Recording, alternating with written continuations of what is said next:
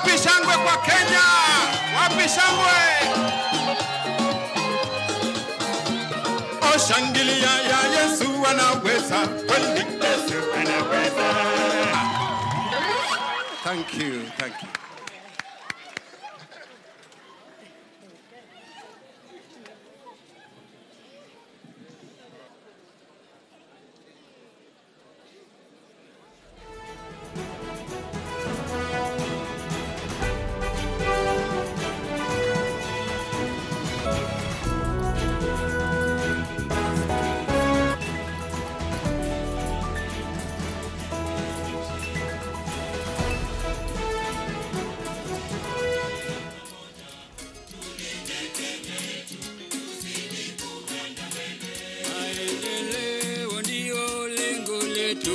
Kenya tujiunga, harambe harambe, tujenge nchi yetu kwenda mbele. Harambe harambe, tujenge taifa. Harambe harambe, tujenge nchi yetu. Harambe harambe, tujiunge pamoja, tulinde Kenya yetu nchi nzuri. Right, welcome to the Bomas of Kenya. This is the National Tallying Center in Nairobi. This is where the whole action will be taking place. One of the four candidates who are vying for this year presidential election, the other will be Raila Odinga of the Azimio la Umoja One Kenya coalition.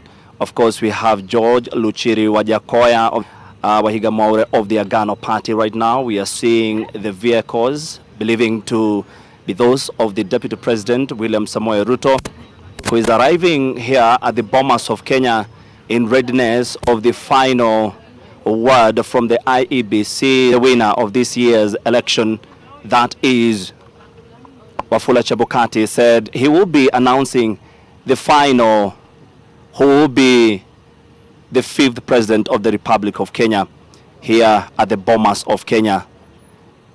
It's quite that are entering here. Very many vehicles here, inside and outside of this place. Absolutely, that must be the DP, because I've seen the Hustler vehicle, the famous Hustler vehicle. They are inside here center, what was the former tallying center. Right now, this is where Wafula Chebukati will be handing over this certificate to the winner of this year's election, the 2022 general elections that were conducted, sure that we have the fifth president of the Republic of Kenya. We are yet to know the whereabouts of the Azimio la Umoja One Kenya coalition flag bearer, the party leader of Roots Party. He was inside here. He is still inside here, one of the four candidates. Of course, this is deputy. And of course, some of them lost their seats in the just concluded general election, the 2022 general election. And as you can see, it's supposed to be, they'll be seated at the dais where they will, the winner of this year's general election will be handed the certificate. The days we've been here, myself, Frederick, with Leila Mohammed, and we've been trying to keep tabs with what has been happening here at the tallying center. And of course, earlier to Chebukati to write and give the party agents, the chief agents of different parties, the form 34C that contains the 290 constituencies, and of course the one vote from the diaspora. There were 12 countries that were voting in this year's general election. Some of them will be Rwanda, Uganda, Tanzania, of course UK, USA, Qatari, some of the countries that were voting in this year's general elections. There were so many votes, less than 20,000 votes came in.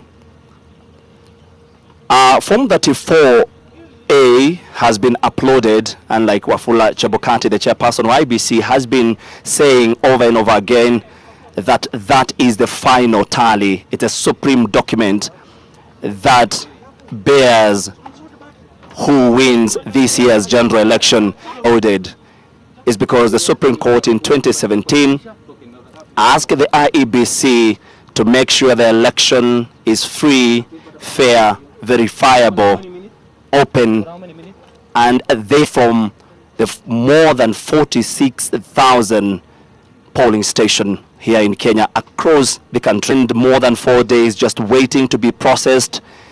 The process was starting from one table to the other. The first process was just authenticating the Form 34A with the chief agents, IBC officials, and of course the returning officers, an exercise that was taking between 3 and 4 hours to just process one returning officer to the national returning officer, that it is Wafula Chebukati. And what was happening there is still the very same thing that was uploaded on their website, that is the Form 34As. And so it's been a long and tedious exercise here at the tallying center. Many of these agents have not slept. They've spent days, hours. Yesterday I saw some of them never left. They're still here because the exercise had 17, a petition that was taken to court by the NASA team. Eventually it would overturn the win that was given the Jubilee government. Had to take all the cautionary measures to make sure that the election in this year had to be free and verifiable. It was a tedious.